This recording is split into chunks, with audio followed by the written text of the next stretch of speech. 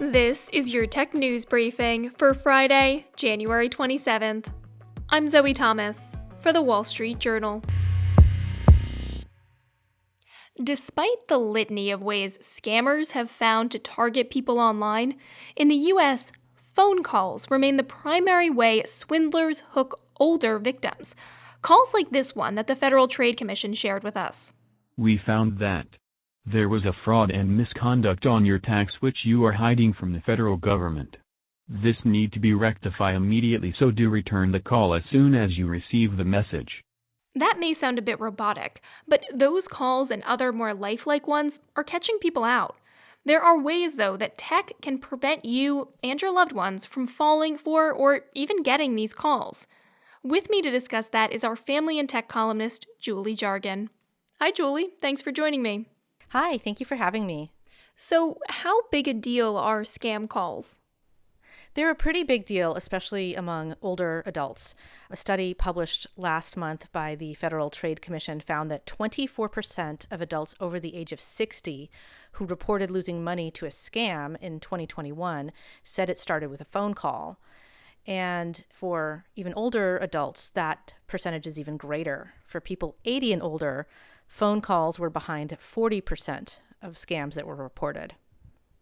So I'm sure some of us can imagine how these scams might work, but can you give us an example of what's being said to lure people into these scams?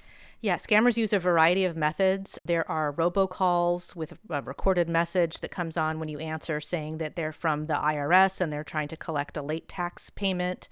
We have just received a notification regarding your tax filings. And then there are individuals who call people and try to pose as someone's grandchild, saying that they were wrongfully arrested and they need money in order to get out of jail. And then there are people that call and ask you to get them a gift card, saying that they need the money from a gift card for some reason. Okay, so let's talk about some of the ways to avoid these scams then. Should we just be blocking phone numbers? That's one way to do it. Of course, that's not always feasible, especially if you are, awaiting an important phone call from your doctor's office or your healthcare company or your child's school. Maybe those phone numbers aren't saved in your phone's contacts list, and so you don't want to miss an important call. But you can screen on your own and let important calls go to voicemail. Scammers typically aren't going to leave a voice message. Okay, so is there anything then that you can put on your phone to stop these calls from coming in the first place? Yeah, there are a number of different things that you can do. So if you have a Google Pixel phone, for example, you can have Google Assistant screen your calls for you. So if a call comes in from an unknown caller, the assistant determines whether the call is spam. And if it is, your phone just hangs up on the caller. Otherwise, it will send the call through to you. There's also a new service that's being developed by an online safety company called Aura, which has also developed a bot to catch calls both on iPhones and Android phones before they get to the recipient. That new feature is expected to be available through the Aura app in the next few months, and it works in the same type of way. If a call comes in from a number that is not in the recipient's contacts list, the artificial intelligence answers the phone call, asks the caller's name and reason for calling, and using that information along with the caller's phone number, the AI can determine whether the call is legitimate and whether to send it through. But there are also things that you can do on your phone itself, on your actual device. So for example, if you have an iPhone and it's running a fairly recent operating system, you can silence unknown callers. There's a phone setting that allows you to do that. If you do notice any of these, should you be reporting these scams somewhere? You can report calls to the FTC. However, I'm sure they get overloaded with reports like this, so it may not result in anything being done immediately. But the main thing is to just not engage. So if you pick up a call, especially if it's a robocall that prompts you to hit a button, don't do that. Don't opt to speak to a live operator. That's probably going to take you to someone who's going to start asking you for personal information. So it's best if you don't know the person, and if it seems a bit suspicious, to just hang up. Sometimes I'll see on my phone the words scam call or suspected scam call coming up. Are the carriers doing enough to label these calls when they come in to suggest to people that they shouldn't answer them? I mean, there's certainly a lot of people who feel like the carriers are not doing enough because these calls do come through.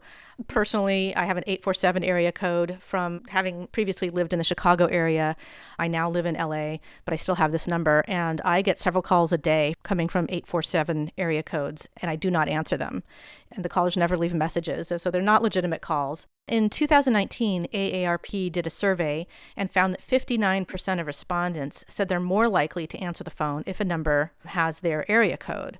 So obviously scammers have, realized this, and that's why they're spoofing caller ID to make it appear that their calls are coming from your area code. Because you see that and you think, well, maybe that's my doctor's office, or maybe that's some other place that, nearby that needs to reach me for some reason.